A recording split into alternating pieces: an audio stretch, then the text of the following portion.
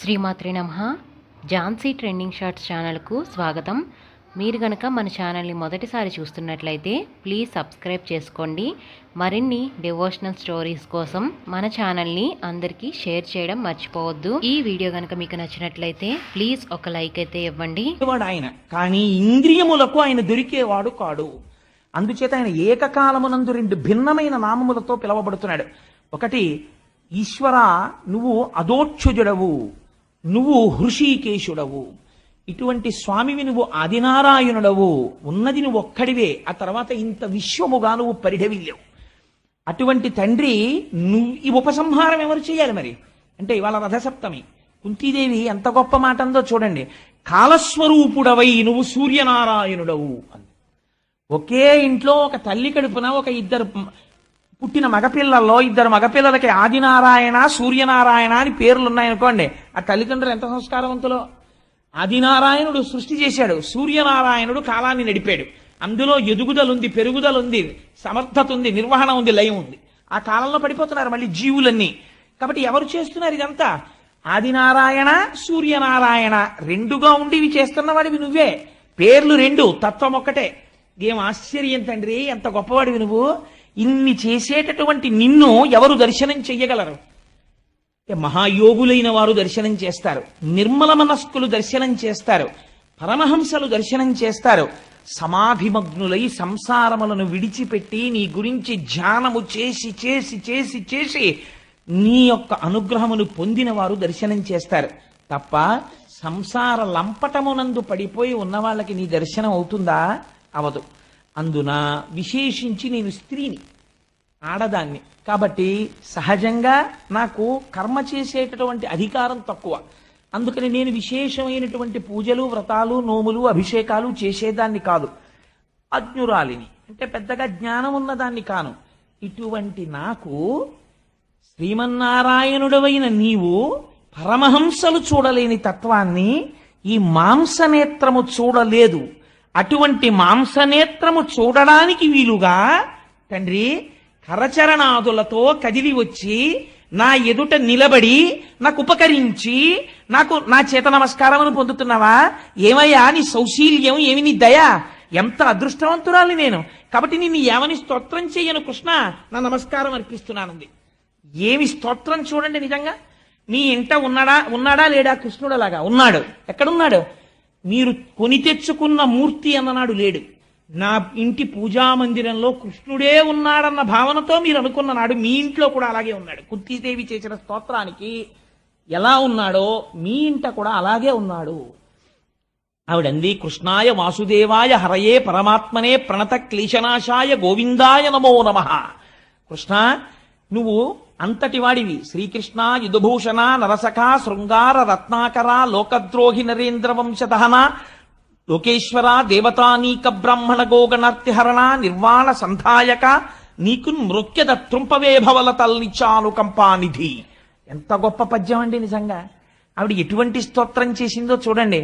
స్వామి నువ్వు జన్మించినది ఎవరి కోసం జన్మించావు? ఒక్కసారి అడిగితే 10 మాటలు పెట్టే లక్షణం ఉన్నవాడివయా. ఎంతటి ఉదారుడవు నువ్వు. అందుకే పెద్దాపురంలో ఉన్న అమ్మవారికి మరిడెమ్మ తల్లి అని పేరు. ఒక్కసారి వెళ్ళి ఆవిడ మ్రోల నిలబడి అడిగితే మళ్ళీ అడిగాడా అడగలేదా అని చూడకుండా మళ్ళీ మళ్ళీ పెట్టడం అలవాటైన తల్లి కాబట్టి మరిడెమ్మ తల్లి. అటువంటి తల్లి ఎలా పెడుతుందో అలా కృష్ణ భగవాను సుతపుడు పృష్ణి అనబడేటటువంటి ఇద్దరు తపస్సు చేశారు. భగవానుడు ప్రత్యక్షమయ్యాడు. ఏం కావాలి మీకని అడిగాడు. వాళ్ళు విచిత్రమైన కోరిక కోరారు. నీలాంటి కొడుకు కావాలన్నారు. నాలాంటి కొడుకు పుట్టాలంటే నేను తప్ప ఇంకోడు లేడు సృష్టిలో, కాబట్టి నేనే పుడుతున్నాను మీ కడుపునన్నాడు. ఏం చెయ్యాలి? ఓసారి అడిగారు కాబట్టి పుట్టేస్తానని పుట్టేయాలి. ఇంత ఆర్తితో ఇంత తపస్సు చేసి నన్ను చూసి నాలాంటి కొడుకు కావాలన్నారు కదా, మీ ముచ్చట తీరడానికి 3 మాటలు పుడతానండి. ఎవరంటారండి? మనందరం ఏమంటాం? ఇంత జ్ఞానం వస్తే ఇంకా మాకు జన్మొద్దు, మము పర్దేహో జన్మ జన్మాంతరేషు, ఇంకా నాకు జన్మొద్దు, ఇంకా నాకు జన్మొద్దు అంటాం. ఆయన అన్నాడు, నేను 3 మాటలు పుడతాను మీ కడుపునన్నాడు. పుట్టడం కూడా ఎలా? ఏదో హేళగా పుట్టడం కాదు. నాకు వేడుక పుట్టు నీ సుపుడని నర్తించి వర్తింపగాన్. అమ్మా నీ కడుపులోంచి బయటికి వచ్చి నీ కొడుకుని అనిపించుకుని ఆడుకుని నీ ఒళ్ళో పడుకుని నీ పాలు తాగి అజ్ఞానంతో ఉన్న పిల్లవాడు ప్రవర్తించినట్టు ప్రవర్తించి నువ్వు ఇలా చేయి పట్టుకుని హాయ్ కృష్ణ అని ఇలా వేలు చూపిస్తే బెంగ పెట్టేసుకుని ఏడుస్తూ నించోవాలమ్మా, అలా కోరికగా ఉంది, అలా పుడతానమ్మా అన్నాడు. ఎంత దయాశాలివయ్యా నువ్వు, అలా పుట్టావా? సుతపుడు పృష్ణికి పృష్ణి గర్భుడు అన్న పేరుతో ఒకసారి పుట్టావా? రెండవసారి అదితి కశ్యపులకు వామనమూర్తిగా పుట్టావా? మూడవసారి దేవకీ వసుదేవులకు కృష్ణ భగవానుడిగా పుట్టావా? ఏం ఆశ్చర్యం! నువ్వు పుట్టింది బంధనంలో పుట్టావు. నువ్వు బంధనంలో పుట్టి నీ తల్లిదండ్రుల యొక్క బంధనములు తీసేశావు. అంతకుముందు వాళ్ళు కారాగారంలో ఉన్నారు. నీవు జన్మించి ఏం చేశావు? ఆ ఎవరైతే వాళ్ళని ఖైదు చేశారో ఆ ఖైదు చేసిన వాళ్ళని నిర్జించావు, వాళ్ళని ఓడించావు. ఓడించి నీ తల్లిదండ్రులైన దేవకీ వసుదేవుల్ని చెరసాల నుంచి విడిపించావు. కృష్ణ, నీ అనుగ్రహం లేనినాడు పాండవులకి మాకు బ్రతుకెక్కడుంది? భగవంతుని యొక్క స్తుతి అంటే అస్తమానం ఏదో స్తోత్రం చెయ్యడం కాదండి. స్తుతి అంటే నీకు చేసిన ఉపకారము ఈశ్వరుడి వలన జరిగినది అని గుర్తిరిగి కృతజ్ఞతను ఆవిష్కరించుట అంతే స్తోత్రం అంటే. నాకు ఆఫీసులో ఓ ప్రమోషన్ వచ్చింది అనుకోండి, పైకి నేను మా ఆఫీసర్ గారికో నా కొలీగ్స్కో ఎవరికో కంగ్రాట్స్ అంటే ఓసారి చేయి కలిపి థ్యాంక్ యూ అనొచ్చు. కానీ అసలు థ్యాంక్స్ చెప్పవలసింది ఎవరికో తెలుసా అండి? ఈశ్వర, ఇన్ని కోట్ల మంది ఉద్యోగం లేకుండా తిరుగుతున్న రోజుల్లో ఆఫ్టర్ ఆల్ నేను చదువుకున్న BCom PG diploma in industry relations personnel మేనేజ్మెంట్కి నాకు ఉద్యోగం ఇచ్చి నా కాళ్ళు చేతులు నా మేధ దెబ్బతినకుండా నన్ను కాపాడి నాకు ప్రమోషన్ ఇచ్చి నువ్వు ఈ ఉద్యోగంలో ఉండడానికి అర్హుడివి అని నా చేత అనిపించి నాకు అధికారం ఇచ్చి నన్ను 10 మంది చూసి నమస్కరించేటట్టు చేసినటువంటి స్వామివి నువ్వు కదా. నీ అనుగ్రహం లేని నాడు నాకు ఇది ఎక్కడి నుంచి వస్తుంది? నాకు ఇటువంటి అనుగ్రహం ఇచ్చి నేను 10 మంది చేత గౌరవింపబడుతుంటే నన్ను నమ్ముకున్నందుకు నిన్ను ఇంత గౌరవింప చేశాను చూసావా అని నువ్వు పొంగిపోతున్నావా? స్వామి, నీకు నా కృతజ్ఞతలు, నమస్కరిస్తున్నాను అని మీరు సంస్కృతంలో చెప్పక్కర్లేదు, మౌనంగా మనసుతో చెప్తే దానికి పొంగిపోతాడు ఆయన. ఇది చెప్తోంది కుంతీదేవి. ఆవిడంది, శ్రీకృష్ణ యదుభూషణ నరసఖ శృంగార రత్నాకర, స్వామి నువ్వు మాకెంతటి ఉపకారం చేశావయ్యా. ఒకానొక నాడు మొత్తం పాండవులందరినీ తీసుకెళ్లి నాతో సహా లక్క ఇంట్లో పెట్టి ఆ ఇల్లు అగ్నిహోత్రానికి సమిధగా పారేసి మమ్మల్ని నిర్జించాలని దుర్యోధనుడు ప్రణాళిక రచన చేశాడు. కానీ ఆనాడు మేము లక్క ఇంట్లో కాలిపోకుండా కాపాడినవాడు ఎవరు? నువ్వు. భీముడికి విషాన్నం పెట్టారు, నీటిలో తోసేశారు. ఆ భీముడు మరణించకుండా కాపాడినవాడి ఎవరు? నువ్వు. ద్రౌపదీదేవిని భర్తలు 5 ఎదురుగుండా చూస్తూ ఉండగా ఓడిపోయారు మీరు అనేటటువంటి మాట అడ్డుపెట్టి బోనులో పెట్టిన సింహాల్ని పెట్టినట్టు ధర్మం అనేటటువంటి పాశము చేత కట్టి కూర్చోపెట్టి అంతవంటి తేజోమూర్తులు అపర యమధర్మరాజు, అటువంటి ధర్మరాజు అక్కడ కూర్చునున్నాడు. గదాదండమును తిప్పితే అగ్నిహోత్రమును సృష్టించి కొన్ని వేల తలలు పగలగొట్టగలిగిన భీమసేనుడున్నాడు. గాంధీవమును చేతపట్టి 2 చేతులతో బాణాలు ప్రయోగించగలిగిన సర్వశస్త్రాస్త్ర సంపన్నుడైన అర్జునుడున్నాడు. అంత గొప్ప వీరులైన నకుల సహదేవులున్నారు. 5 పత్ని అయి మహాపతివ్రత అయిన ద్రౌపదిని నిండు సభలోకి ఈడ్చి దుశ్శాసనుడు బట్టలాగేస్తుంటే ఎవరు రక్షించగలిగారు? గోవిందా అని పిలిస్తే పరిగెత్తుకొచ్చి రక్షించిన వాడివి నువ్వు. లేనినాడు మా పాండవ వంశానికి మర్యాద ఎక్కడుంది? గౌరవం ఎక్కడుంది? స్వామి, నువ్వు మా వంశానికి రక్షకుడవు. ఆనాడు అలా రక్షించావు. ఈనాడు పాండవ వంశం అంతరించిపోయింది. ఉత్తరాగర్భమునందున్నటువంటి పిండం మీద వేసేశాడు ఆ బ్రహ్మాస్త్రాన్ని. బయట నిలబడినటువంటి పాండవులకు తెలియదు బ్రహ్మాస్త్రం వచ్చి పడిపోయిందని. అటువంటి స్థితిలో ఉత్తరాగర్భంలోకి ప్రవేశించి మళ్ళీ మా వంశాన్ని నిలబెట్టావు. నువ్వు 1, 2 నువ్వు చేసిన ఉపకారాలు. నాకు అన్నిటికన్నా చాలా ఇష్టమైన విషయం ఏమిటో తెలుసా కృష్ణ? కుంతీదేవి స్తోత్రం చేస్తుందండి. ఎంత గొప్ప మాట అంది తల్లి. నిజంగా ఇంత గొప్పవాడివి, ఇన్ని చెయ్యగలిగిన వాడివి, ఇన్ని లీలలు చేసిన కృష్ణ, నిన్ను నేను అంత గొప్పవాడివని ఇలా చూడ్డం కన్నా నాకు ఏది ఇష్టమో తెలుసా? నీ లీలలన్నింటిలో ఏమీ తెలియని ఒక అమాయకురాలై గొల్ల పొడుచై పెరుగు చిలుక్కోవడం మాత్రమే అలవాటైనటువంటి ఒక గోపిక నేను నీ అమ్మని నిన్ను కట్టేస్తానని వెంట పడితే భయపడిపోయిన వాళ్ళ పరిగెత్తి ఆఖరికి అమ్మ పమిట జారిపోతుంటే, పువ్వులు రాలిపోతుంటే, కొప్పు విడిపోతే, అయ్యో పాపం మా అమ్మ నన్ను పట్టుకోవడానికి పరిగెత్తి పరిగెత్తి అలిసిపోయిందని అమ్మ మీద దాక్షిణ్యంతో దొరికిపోతే, లక్ష్మీదేవి కౌగిటికి దొరకని వాడివి, సనక సనందనాది మహర్షులకు దొరకని వాడివి, వేదములకు దొరకని వాడివి, ఋషులకు దొరకని వాడివి ఒక అబల చేతికి చిక్కితే, సాక్షాత్తు పరబ్రహ్మమును నేను పట్టుకున్నానని తెలియక మోకాళ్ళ మీద కూర్చుని ఎడంచేత్తో ఇలా చేయి పట్టుకుని ఇలా చూపుడు వేలు చూపించి కట్టేస్తాను కృష్ణ, కొట్టేస్తాను కృష్ణ అంటుంటే, నీ డొక్కలు ఎగిసి పడిపోతుంటే, కళ్ళల్లోంచి ఇలా నీళ్లు కారిపోతుంటే, ఇలా చెయ్యి పెట్టి నలిపేస్తుంటే, అరిచెయ్యి నలుపు, బుగ్గలు నలుపు, కళ్ళు నలుపు, బుగ్గలు ఎరుపెక్కిపోయి ఇలా ఇలా ఇలా ఒదిగిపోయి భయంతో అమ్మా నన్ను కొట్టకే, అమ్మా నన్ను కొట్టకే అని ఆ రోజున నువ్వు భయపడిపోయినటువంటి లీల నా కళ్ళల్లో ఉంది కృష్ణ. ఎంత లీల చేశావయ్యా ఆ రోజున, నువ్వు నటించిన భయం చూసి భయానికి భయం వేసింది అది కుంతీదేవి. కృష్ణ అది నా మనస్సులో ఉండిపోయిందంది. అందుకే ఆవిడ కర్మబంధములు తెగిపోయాయి. ఉలూకల బంధన వృత్తాంతం ఎవరు వింటారో వాళ్ళ కర్మపాశములు తెగిపోతాయి. దశమస్కంధంలో వస్తుంది ఉలూకల బంధన వృత్తాంతం. అటువంటి మూర్తివి నువ్వు నా కన్నులలో ఉండిపోయావు కృష్ణ. నాదొక్క కోరిక, యాదవులందు పాండు సుతులందు నధీశ్వర నాకు మోహ విచ్ఛేదము చేయుమయ్య. ఘనసింధువు చేరిడి గంగభంగి నీపాద సరోజ చింతనముపై అనిశంబు మదీయ బుద్ధి అచ్చాదర వృత్తితో గదియగనట్లు చేయగదయ్య ఈశ్వర. ఎంత గొప్ప మాట అడిగిందండి. ఇది అడగవలసినటువంటి స్థుతి, ఇది అడగవలసినటువంటి ప్రార్థన. ఎంత గొప్ప మాట అందో చూడండి. ఆవిడంది యాదవులందు పాండు సుతులందు. కానీ కృష్ణ, యాదవులు ఇంత గొప్పవాళ్ళు,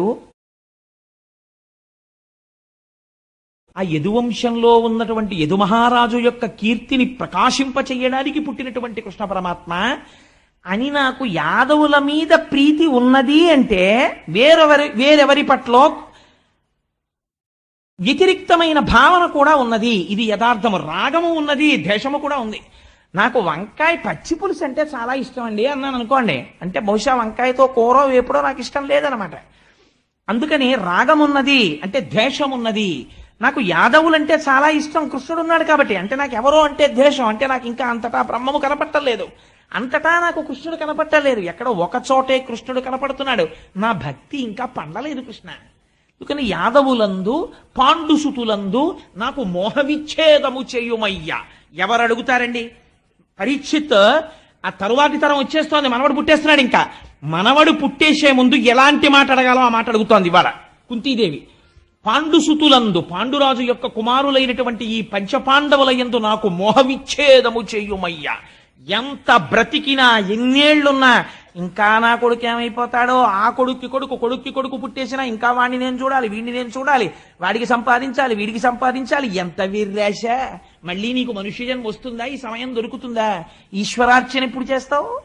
నాకు మోహ విచ్ఛేదము చెయ్యుమయ్యా. పొమ్మంటే పోవట్లేదయ్యా.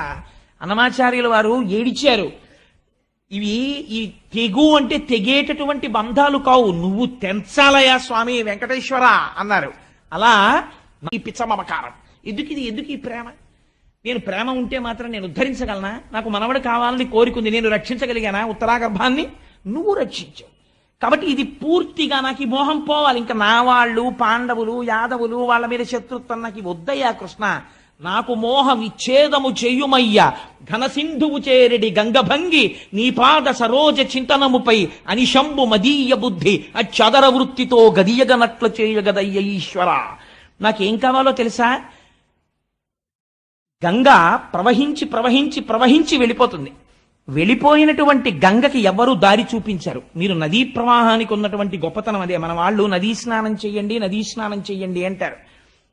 ఒక షష్ఠి పూర్తి చేసుకున్నారనుకోండి, దేంతో ప్రారంభం అంటే మా ఊళ్ళో గోదావరి కాలం ఉంది అంటే స్నానం చేసేసి షష్ఠి పూర్తి చేసుకుంటానంటే కుదరదు. రాజమండ్రి వెళ్ళి గోదావరిలో స్నానం చేసి మొదలెట్టాలి. ఎందుకు గోదావరికి వెళ్ళడం అంటే నదీ స్నానం చేసేటప్పుడు మనం ఒక విషయాన్ని తెలుసుకోమని నదీ స్నానం చేయమంటారు. దేనికో తెలుసా అండి నదీ స్నానం చేయడం? నది ఎక్కడ పుడుతుంది? ఎక్కడో పర్వతముల మీద పుడుతుంది.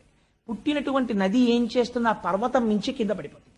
పడిపోయినప్పుడు ఒక పెద్ద బండరాతి మీద పడి చింగిపోతుంది. అయ్యో నా తల పగిలిపోయిందని చెప్పి అక్కడ ఉండిపోతుంది ఆ నది? ఉండదు, ఇంకా ముందుకు ప్రవహిస్తుంది. ఒక పెద్ద బ్రహ్మజీవుడు పొద తన ముళ్ళ చేతులతో గీరుతుంది. నా వీపు చీరేసిందని నది ఆగదు, ఇంకొంచెం ముందుకు వెళ్ళిపోతుంది. ఒక మహాత్ముడు వచ్చి స్నానం చేసి అర్ఘ్యం ఇస్తాడు. అమ్మయ్య, ఇక్కడ ఈ మహాత్ముడు స్నానం చేస్తున్నాడని ఆగదు, ఇంకొంచెం ముందుకు వెళ్ళిపోతుంది. ఒక ధూర్తుడు వచ్చి మలమూత్ర విసర్జన చేస్తాడు. వాడు నన్ను అవమానించాడని ఆగదు, ఇంకొంచెం ముందుకు వెళ్ళిపోతుంది. ఇంకొకడు తన పరిశ్రమలో ఉన్న కాలుష్యాన్ని తెచ్చి అందులోకి వదిలేస్తాడు. గుండె చెదరదు, బెంగ పెట్టుకోదు, వెళ్ళిపోతుంది. ఇంకా కొంత దూరం వెళ్ళిపోయిన తర్వాత పక్కన ఒడ్డునున్నటువంటి నల్ల త్రాచు ఆ నీటి నుంచి పాకుతూ వెళ్ళిపోతుంది. లేకపోతే ఓ 10 పందులు 4 దున్నపోతులు నీటిలోంచి పెడతాయి. అయ్యో, నాలోంచి 4 పందులు వెళ్ళాయని బెంగెట్టుకోదు, వెళ్ళిపోతుంది. ఈ ప్రయాణం ఎంతవరకు ఇలాగా?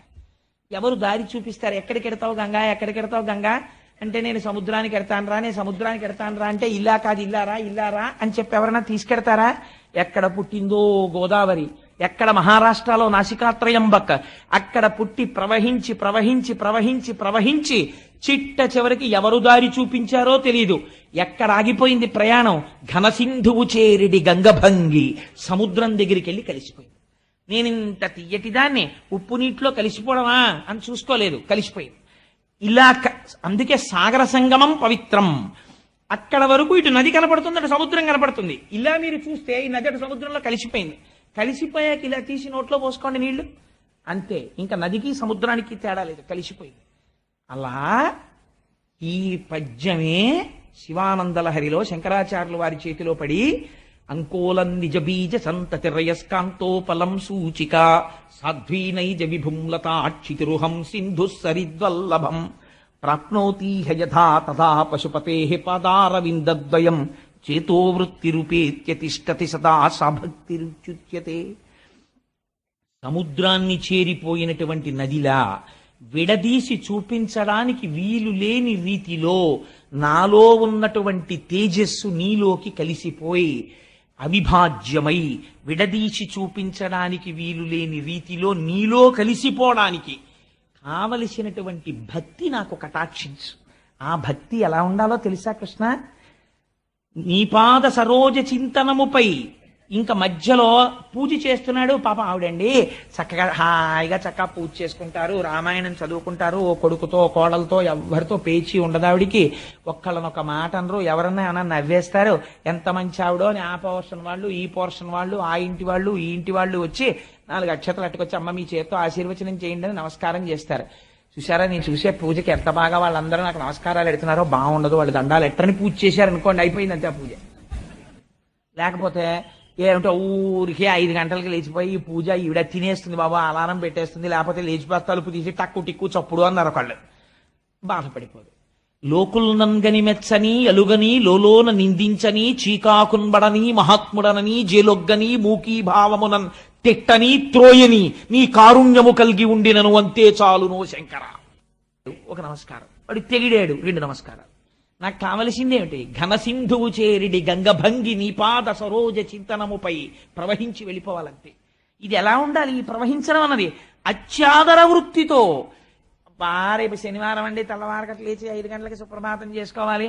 ఈ శనివారం ఒకటి బాబు అస్తమానం వచ్చేస్తోంది, చచ్చిపోతున్నాను లేవలేక అని విసుక్కుని విసుక్కుని విసుక్కుని వచ్చేసింది శనివారం అని 5 గంటలకు అలారం కొట్టేటప్పటికి అనవసరంగా పెట్టుకున్నాను ఈ అలవాటు సుప్రభాతం చేయడం, లేవలేకపోతున్నాను, ఏం చేస్తాను అని మళ్ళీ ఏమన్నా వెంకటేశ్వర స్వామి వారు విని, ఆహా నా సుప్రభాతం నీకంత బరువు అయిపోయిందా అని ఏమన్నా చేస్తాడేమో అని భయం వేసి ఇలా లెంపలేసుకుని, ఏమిటో నాయన సంసారంలో ఉన్నాను ఏదో అంటాను పట్టించుకోకు అని మళ్ళీ వెళ్ళి పూజా మందిరంలో కూర్చున్నటువంటి పూజ దేనికోసం?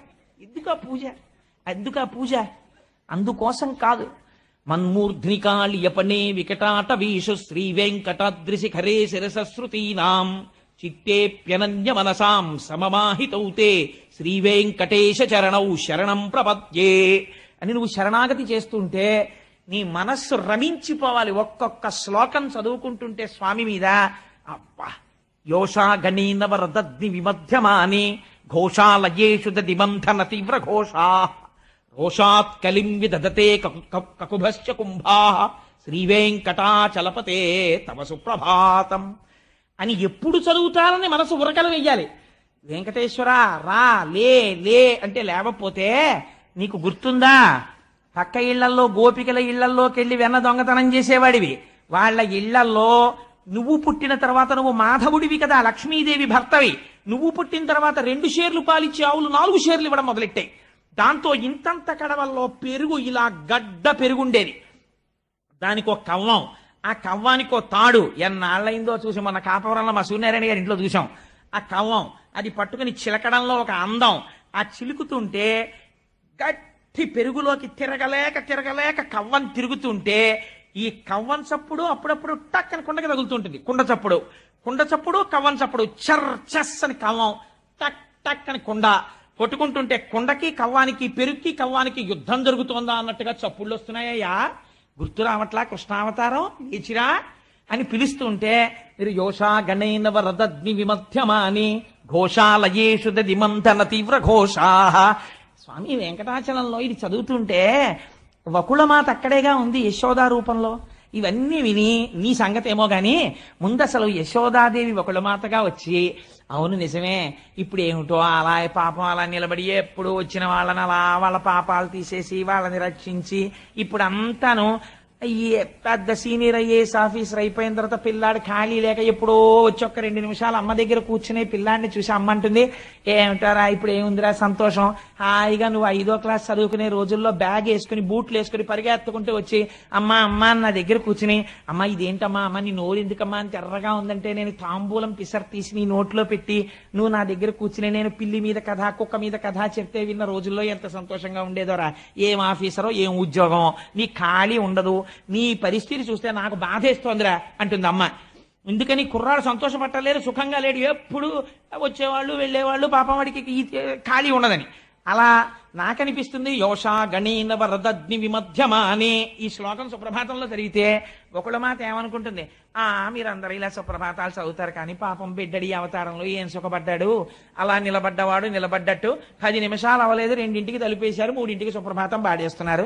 బిడ్డడు పడుకున్నాడో పడుకోలేదో మీకు అక్కర్లేదు, పైగానేమో ఆ రోజుల్లో ఆ కడవలో పెరుగు చప్పుడైంది అని అండం ఒకటి అని అక్కడ ఒకళ్ళు మాత ఇలా ఒకసారి మూతి తిప్పుకుని ఆ రోజుల్లోనే హాయిగా ఉండేది, చక్కగా నందవ్రజంలో ఆడుకుంటూ తిరుగుతూ ఉండేవాడు నా చుట్టూను. ఇప్పుడు ఏముంది పాపం నైవేద్యాలని పేరే కానీ లడ్డూలు, యంత్రాలు, ప్రసాదాలు వీటికే సరిపోయే అని ఒకళ్ళ మాత మీకు జ్ఞాపకానికి వచ్చి ఆ ఎన్ని మాటలు చదువుతున్నా మీకు ఆ వెంకటాచలానికి మనస్సు వెళ్ళిపోయి ఒకళ్ళ మాత గోడ, ఆ కన్నం, అందులోంచి వంటశాల, అమ్మవారు పిల్లాడికి ఎప్పటికీ వంటలు చేయించి వెంకటేశ్వర నువ్వు తిను, పులిహార తిను, ఇవాళ బాగుంది రే జీడిపప్పు ఎక్కువించాను అని చెప్పి అంత స్వతంత్రంగా కూర్చుని పెడుతూ ఉంటే లేత అరిటాకు దగ్గర కూర్చుని అత్తయ్య గారు నేను వడ్డిస్తానులేండి అంటే ఉండమ్మా వాడికి వడ్డించుకోవడంలో నాకు తృప్తి అని ఒకళ్ళ మాత వడ్డిస్తుంటే సరే మీరే వడ్డించండి. లక్ష్మీదేవి కాళ్ళ గజ్జలు గల్లుమనేటట్టు మణిమంజీరములు మోగుతుండగా పాయస పాత్ర అక్కడ పెడితే ఒకళ్ళ మాత స్వతంత్రంగా తీసి ఇలా వేస్తే నీ చేతి కంకణములు కణకణలాడుతుండగా నువ్వు పాయసం తీసుకుని తింటున్నప్పుడు ఒక కులమాత ఎంత పొంగిపోయి ఉంటుందో స్వామి. యోషా గణీన వరదగ్ని విమధ్యమాని అని ఒక శ్లోకానికి పరవశించడానికి మీరు పరిగెత్తారనుకోండి పూజామందిరంలోకి, అప్పుడు మీరు పూజ చేశారు తప్ప చాలు ఆ ఒక్క శ్లోకం అయిపోయింది మీ పూజ, రమించిపోయింది మీ మనస్సు. ఒక ఉదాహరణకి చెప్పానంతే. అలా మీరు రమించగలిగినప్పుడు ఆ ఆనందం కోసం 1కి 10 మాటలు పరిగెడతారు. చూసిన సినిమాయే 1000 మాటలు చూసినట్టు. మళ్ళీ వెళ్ళి తెల్లారిపోతాను వెళ్ళిపోయి ఏమిటి బాగా తెల్లారిపోయింది 8 గంటలకి లోపలికి వెళ్ళి కూర్చుని ఆకాశ సింధుక మల్లాని మనోహరాణి అని కిటికీలోంచి చూసేటప్పటికి ఎండపొడొచ్చి నా మీద అడిపోయి ఏమిటది తెల్లవారుజాము 4 గంటలకి నేను స్నానం చేసి గబగబా బాల్కనీలోంచి పూజామందిరంలోకి వెళ్ళిపోతూ ఆకాశం వంక చూస్తే ఇంకా ఎర్రటి ఆకాశం, చెట్ల మీద చిలకల యొక్క పలుకులు, ఆ కూతలు వినపడుతుంటే ఆకాశ సింధుక మల్లాని మనోహరాణి ఆదాయ పాదయుగమర్చ అని ఆ సుప్రభాతంలో శ్లోకాలు చదువుకుంటుంటే నా మనసు రంజిల్లిపోవాలని మీరు చదువుకుని ఏదో ఓ శ్లోకం దగ్గర మీరు ధ్యానంలోకి వెళ్ళిపోయి ఆనందపడిపోతూ అలా యోషా గణీన వరదగ్ని విమధ్యమాని అంటుంటే విని విని విని విని విని విని విని ఆవిడ లేచి ఆఖరికి ఏమిటో యోషా గణీన వరదగ్ని విమధ్యమాని 5 నుంచి చదువుతున్నారు, 6 అయింది, తర్వాత శ్లోకం చెప్పండి అంటే అప్పుడు గుర్తొచ్చి ఓహో ఇందాక నుంచి యోషా గణీన వరదగ్ని విమధ్యమానే అని పొంగిపోయి పాడి చేసేసావే, ఎంత ఆనందం అనుభవించాను ఆ శ్లోకంలో అని మళ్ళీ మీరు చదువుకుంటే అప్పుడు మీరు పూజ చేశారు. ఉత్తప్పుడు చదివారు శ్లోకాలంతే కదా, నేను చెప్పింది తప్పండి. అందుకని ఇది అడుగుతోంది కుంతీదేవి, నేను అలా పూజ చేయాలి స్వామి, నీ యందు నా మనస్సు అలా రమించిపోవాలి. పూజామందిరంలో కాదు, నేను ఏ పని చేస్తున్నా నువ్వు నాకు జ్ఞాపకానికి వస్తుండాలి. నా స్వామి నా స్వామిని నేను మురిసిపోతుండాలి. ఎక్కడైనా నది ఆగిందావో రాత్రి? ఆగలేదే. నా మనస్సు ఎందుకు ఆగాలి నీ పాద స్మరణము నుంచి? ఘనసింధువు చేరిడి గంగభంగి నీ పాద సరోజ చింతనముపై అనిశము మదీయ బుద్ధి చదర వృత్తితో గదియగనట్లు చేయగదయ్య ఈశ్వర. ఈశ్వర అంటే సర్వజగన్యామకుడవు. నువ్వు తలుచుకుంటే ఏమివ్వలేవు. అందుకని కృష్ణ, నాకు అటువంటి భాగ్యాన్ని కటాక్షించవా? నాకు ఈ మోహాన్ని తెంపు అవతల పారేవా? అవలతల్నిచ్చాను కంపానిధి, సంసారం అనేటటువంటి లతలు నన్ను చుట్టేస్తున్నాయి, వీటిని తెంపు అవతల పారేవా గండ్రగొడ్డలతో అని అడిగింది అమ్మ. అడిగితే ఆ కుంతీదేవి స్తోత్రం చూసి మురిసిపోయాట అంత కృష్ణ పరమాత్మ కూడా. పొంగిపోయి, ఆయనకున్న గొప్పతనం ఏమిటో తెలుసా అండి? అప్పుడు ఎలా కుదురుతుందిలే, ఇంకా మనవడు పుట్టాలి, పరీక్షణ్ మహారాజు, నువ్వు సంతోషించాలి అని హేళగా ఇలా చూసి ముగ్ధ మనోహరంగా ఒక్క చిరునవ్వు నవ్వేట. అంతే, మాయ ఆవరించేసింది. ఇది కృష్ణ భగవానుడు అంటే. ఇంత స్తోత్రం చేసిన ఆవిడని కూడా ఆ చిరునవ్వు యొక్క మందహాసంలో, ఆ మందహాసపు కాంతులలో మైమరిచిపోయేటట్టు చేసేసాడు. ఆ వైకుంఠం క్యూ కాంప్లెక్స్ లో కూర్చుని 50 మాటలు అంటాడు. టీటీడీ వాళ్ళు ఇలా మార్చాలండి, అలా మార్చాలండి, ఇంతసేపు ఏంటండి అంటాడు. తీరా లోపలికి ఎడతాడు. ఇలా అక్కడ దాకా వెళ్ళి 2 నిమిషాలుండి బయటకు వచ్చేసి, ఎంత బాగున్నాడో, చాలా బాగుంది అండి దర్శనం అంటాడు. ఏమిటి 2 నిమిషాల్లో నువ్వు ఆనందించింది? అంతే, అదొక అలౌకికమైన ఆనందం ఆ స్వామి దర్శనం చేసినప్పుడు. అందుచేత ఆ దర్శనానికి ఉండేటటువంటి శక్తి అటువంటిది. అంచేత స్వామి, నిరంతరము నాకు అలా నీ గురించి భావన చేసేటటువంటి అదృష్టాన్ని కటాక్షించవా? ఘనసింధువు చేరిడి గంగభంగి అని కుంతీదేవి అడిగితే స్వామి చిరునవ్వు చిందించి బయలుదేరి ద్వారకా నగరానికి వెళ్ళిపోయారు. వెళ్ళిపోయిన తర్వాత 10 నెలలు పూర్తయిన తర్వాత ఉత్తరాగర్భము నుండి పరీక్షణ్ మహారాజు ఉదయించాడు. పోతన గారు అంటారు, ఒక అద్భుతమైనటువంటి మాట అంటారు. ప్రకటితమైన దైవయోగమున పాండవ సంతతి అంతరించగా వికలత నొందనీక ప్రభవిష్ణుడు కృష్ణుడు అనుగ్రహించి నృపాలక బాలు బ్రతికించే కావున శాబకుడింకా శత్రు సంహారకుడైన విష్ణురాతుడను పేర ధరిత్రిని ప్రసిద్ధికి నెక్కే పూజ్యుడై అన్నారు. ప్రకటితమైన దైవయోగమున పాండవ సంతతి అంతరింపగా, అసలు యథార్థమునకు ఈశ్వరుని యొక్క అస్త్రము, ఆ బ్రహ్మాస్త్రమును ప్రయోగించినప్పుడే పాండవ సంతతి అంతరించిపోయింది. ఆ వంశం అక్కడితో అయిపోయింది. అసలు కాజ్ అండ్ ఎఫెక్ట్ థీరీ తీస్తే బ్రహ్మాస్త్రాన్ని ప్రయోగించగానే పోయిందంతే. ఎందుకంటే బ్రహ్మాస్త్రమునకు ఉండే గౌరవం అటువంటిది. హనుమ అంతటి వారు కట్టుబడ్డారు. అటువంటి బ్రహ్మాస్త్రమును ఎప్పుడైతే అశ్వత్థామ ప్రయోగించాడో అప్పుడే పాండవ వంశం అక్కడితో ఆగిపోయింది. కానీ ధర్మరాజు గారంతటి వాడు, నాకు వంశం లేదు, ఇంకా నా తర్వాత పూజా మందిరంలో నీరాజనం ఇచ్చేవాడు లేడు గోత్రనామాలతో అని బెంగ పెట్టుకోవలసిన అవసరము లేకుండా ఎటువంటి మాట వేశారో చూడండి పోతన గారు. ప్రకటితమైన దైవయోగమున పాండవ సంతతి అంతరింపగా వికలతనొందనీక ప్రభవిష్ణుడు కృష్ణుడు అనుగ్రహించి శాబకు బ్రతికించి. ఎవరిని బ్రతికించాడు? తనని తాను రక్షించుకోవడం చేతకాని వాణ్ణి తాను రక్షించాడు, గర్భస్థమైన పిండాన్ని. శాబకు బ్రతికించే కావున నృపాలక బాలుడింకా శాత్రవాంతకుడైన విష్ణురాతుడను పేర ప్రసిద్ధికి నెక్కె ధరిత్రిని పూజ్యుడై. కృష్ణ భగవానుని యొక్క అనుగ్రహము చేత బ్రతికింపబడి బయటికి వచ్చినటువంటి పిల్లవాడు కనుక ఇది పెద్దవాళ్ళు పేరు పెట్టడం అంటే ఎంత అందంగా పెట్టాడో చూడండి. హుచ్, హచ్ అని పేర్లు ఎడితే పిల్లల జీవితాలు కూడా అలాగే ఉంటాయి.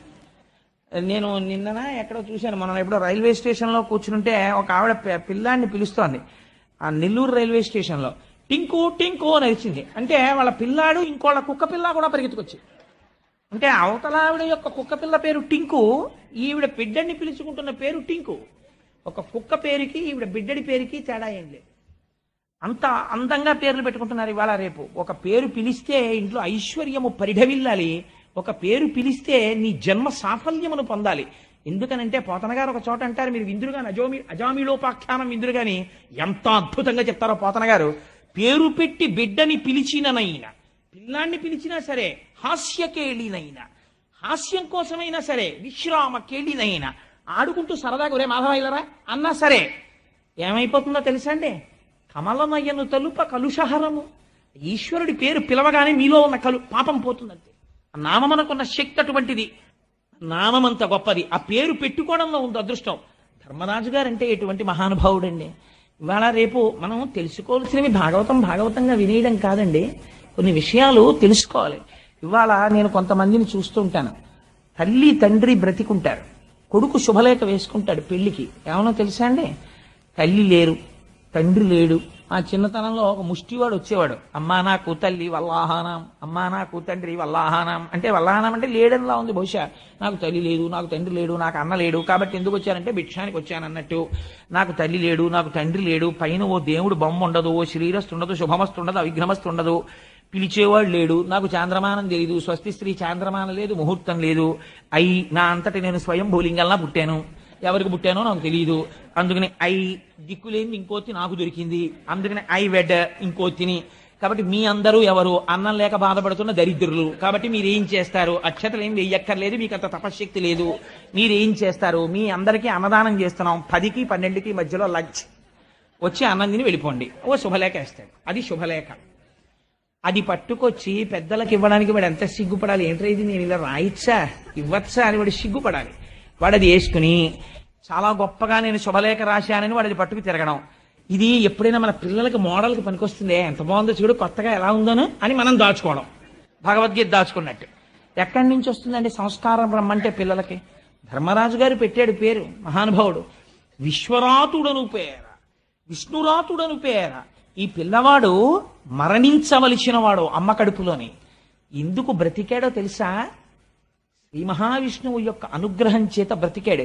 విష్ణువు అనుగ్రహము చేత బ్రతికినవాడు కనుక వీడిని పిలిచినప్పుడల్లా మాకు గుర్తు రావాలి మా స్వామి అనుగ్రహం. స్వామి నీ అనుగ్రహం వల్ల మా వంశం నిలబడిందని మాకు గుర్తు రావాలి. అందుకని వీడిని ఏమని పిలుస్తామో తెలుసా? విష్ణురాతుడని పిలుస్తాం. ఎలా పెట్టాడో చూడండి పేరు. ఇప్పుడు ఏం చూస్తున్నాడు? ఏది చేస్తున్నా ఈశ్వరానుగ్రహాన్ని చూసుకుంటున్నాడు ధర్మరాజు గారు. అన్నయ్య ఆ పేరు వదిలే అన్నయ్య, మోడర్న్ నేమ్స్ ఏం పెడదామన్నయ్య అనలేదు అర్జునుడు అదృష్టవశాత్తు. కాబట్టి ఆయన ఒప్పుకున్నాడు.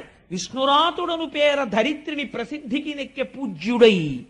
అందుచేత ఈ భూమండలమునందు విఖ్యాతి వహించాడు పరీక్షిత్ మహారాజు. ఆ పరీక్షిత్తు పుట్టిన తర్వాత ఒక గమ్మత్తు జరిగిందిటే, అంటే యథాలాపంగా కలిసిపోయింది కాబట్టి ఇక్కడ చెప్పేస్తాను. ధర్మరాజు గారు సింహాసనం మీద కూర్చుని రాజ్యసభలో అందరూ సభ తీరి ఉండేవారు. లేక లేక లేక లేక దక్కిన ఒకే ఒక్క నలుసు ఉత్తరాధికారి రాజ్యానికి వంశానికి. అందుకని ఎంతో ప్రేమతో తొడ మీద కూర్చోబెట్టుకుని ధర్మరాజు గారు సింహాసనం మీద కూర్చుని ఉండేవాట. ఈ పిల్లాడు అందరినీ ఇలా చూస్తుండేవాట. ఎందుకురా ఇలా చూస్తాడు వీడు అందరినీ, వీడికి ఏమన్నా దృష్టి లోపమా అనుకునేవారేమో. కానీ అలా అనుకునేంత వెర్రివాళ్ళు ఏం కారుగా పాండవులు. వాళ్ళు కనిపెట్టారు, ఎందుకు ఇలా చూస్తుంటాడు ఈ పిల్లాడు, ప్రతివాణ్ణి ఇలా పరీక్షగా చూస్తాడు సభలో, ఎందుకు అలా చూస్తూ ఉంటాడు అని. ఎందుకు చూస్తాడో తెలుసా అండి? తన తల్లి కడుపు లోపలమును చూసిన ప్రభువు ఈ విశ్వమున నెల్ల కలడని బాలుండు పరికించి చూడగా ఆ ఎలగు జనులు పరీక్షిన్నరేంద్రుడనిది నరేంద్ర అన్నారు పోతన గారు. మా అమ్మ కడుపులో బ్రహ్మాస్త్రం అనేటటువంటి అస్త్రం వచ్చి అగ్నిహోత్రాన్ని వెదజల్లుతుంటే ఆ రోజున కాలిపోబోతూ నేను స్తోత్రం చేస్తే ఎవరో ఒక అంగుష్ట మాత్రం మూర్తి పట్టు పీతాంబరం కట్టుకుని శంఖ చక్ర గదా పద్మములతో వచ్చి గదని ఇలా తిప్పుతూ నన్ను రక్షించాడే, ఆయన ఈ విశ్వమంతా ఉన్నాడు అని మా తాతగారు మా పెదనాయన గారు చెప్తున్నారు. ఆయన ఎక్కడైనా కనపడతాడా అని చూసేవాట సభలో. విష్ణురాతుడని పేరు పెడితే పరీక్షగా అందరినీ చూస్తాడు కాబట్టి పరీక్షిత్ అని పిలిచేస్తా పిల్లాన్ని, అందుకని ఆ పేరు ఉండిపోయింది. పెదనాన్నగారు పెట్టిందోటి, తను గెలుచుకున్నది ఒకటి, బిరుదునామం ఉండిపోయింది. మనిషి సాధించవలసిన ప్రజ్ఞ ఎటువంటిదో, దేని చేత గొప్పవాడైపోతాడో నేర్పుతుంది మనకు భాగవతం. అందుకని పరీక్షిత్ అయ్యాడు. అటువంటి పరీక్షిత్ చాలా ఆశ్చర్యకరంగా ఆ పిల్లవాడు పుట్టగానే ధర్మరాజు గారు అక్కడ ఉండేటటువంటి జ్యోతిష్కుల్ని పిలిపించాడు. ఈ పిల్లవాడి యొక్క జాతకం ఎలా ఉంటుంది చెప్పండి అన్నాడు. వాళ్ళు ఆ పిల్లవాడి జాతకం చూసి చెప్పారు, రామచంద్రమూర్తి వంశానికి మొట్టమొదటి వాడైన ఇక్ష్వాకు ఎలా పరిపాలించాడో అలా పరిపాలిస్తాడు. శిబి చక్రవర్తి ఎటువంటి దానాలు చేశాడో అటువంటి దానాలు చేస్తాడు. రామచంద్రమూర్తి గురువుల్ని ఎలా సేవించాడో, బ్రాహ్మణుల్ని ఎలా గౌరవించాడో అలా గౌరవించి సేవిస్తాడు. అర్జునుడు ఈ పిల్లవాడి తండ్రి ఎలా బాణములు విడిచిపెడతాడో అలా బాణములు విడిచిపెడతాడు. కార్తవీర్యార్జునుడు 1000 చేతులతో ధనస్సులు పట్టుకుని బాణాలు వదిలితే ఎలా ఉంటుందో అటువంటి యుద్ధ నైపుణ్యంతో ఉంటాడు. సముద్రము ఎంత లోతుగా ఉంటుందో అంత గంభీరమైన హృదయము కలిగిన వాడై ఉంటాడు. సింహము ఎటువంటి పరాక్రమములతో ఉంటుందో అటువంటి పరాక్రమముతో ఉంటాడు. సూర్యుడు ఎలా చూడడానికి వీలు లేని వాడై ఉంటాడో అలా దుర్నిరీక్షుడై ఉంటాడు.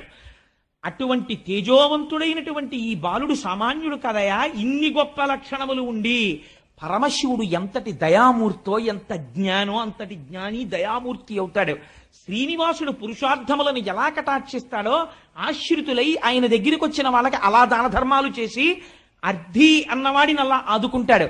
ఈ పిల్లవాడు చిట్ట చివర శరీరం విడిచిపెట్టవలసినటువంటి సమయం ఆసన్నమైన నాడు ఆవు పాలు పితికినంతసేపు తప్ప ఎక్కడా నిలబడనటువంటి ఒక బ్రహ్మజ్ఞాని ఈ పిల్లవాడి ఆర్తి చూసి 7 రాత్రులు 7 పగళ్ళు కూర్చుని భాగవతాన్ని చెప్తే విని శరీరమునందు మోహమును విడిచిపెట్టి కృష్ణ భగవానుడి పాదముల యందు బుద్ధి రమిస్తుండగా శరీరమును విడిచిపెట్టి మోక్షాన్ని పొందుతాడు. అటువంటి మహోత్కృష్టమైన వ్యక్తి మీ వంశంలో పుట్టాడని చెప్పారు. పొంగిపోయాడు ధర్మరాజు గారు. చాలు, ఇటువంటి పిల్లవాడు పుట్టాడని పొంగిపోయాడు. అప్పుడు అనుకున్నాడు, నేను కురుక్షేత్ర యుద్ధం చేశాను, కొన్ని కోట్ల మందిని తెగటార్చాను, ఎందరో మరణించారు. ఈ పాపము నన్ను కాల్చకూడదు. ఈ పాపము పోగొట్టుకోవడం కోసమని అశ్వమేధయాగం చెయ్యాలి. అశ్వమేధయాగానికి కావలసినంత సంభారములు, ఆ బంగారము ఎక్కడి నుంచి వస్తాయని భీమార్జునుల్ని పిలిచి అడిగాడు. అడిగితే అప్పుడు భీమార్జునులు ఒక మాట చెప్పారు. అన్నయ్య, దాని గురించి నువ్వేం బెంగ పెట్టుకోకు. ఎందుచేత అంటే ఇత పూర్వం ఉత్తర భారతదేశంలో ఒక మహానుభావుడు మరుత్తనబడేటటువంటి రాజు అశ్వమేధయాగం చేసి తత్సంబంధమైనటువంటి కాంచన పాత్రలు మొదలు అయినటువంటి వాటిని విడిచిపెట్టాడు. ఆ కాంచన పాత్రలు మొదలైనవి తెచ్చుకోవడానికి రాజుకి పరిపాలనాధికారము ఉంది కనుక అది మన పాలిత ప్రాంతములోకి వస్తుంది కనుక ఆ సంభారములను తీసుకొస్తాను, నువ్వు అశ్వమేధం చేయమన్నారు. 3 అశ్వమేధ యాగాలు చేశాడు ధర్మరాజు గారు. 3 అశ్వమేధ యాగములు చేసిన తర్వాత అశ్వమేధ యాగాలకి కృష్ణ పరమాత్మని ఆహ్వానించారు. సమున్నతంగా సత్కరించారు. కృష్ణుడు కూడా ఎంతో సంతోషించాడు. బయలుదేరి కృష్ణ పరమాత్మ ద్వారకా నగరానికి వెళ్ళిపోయారు.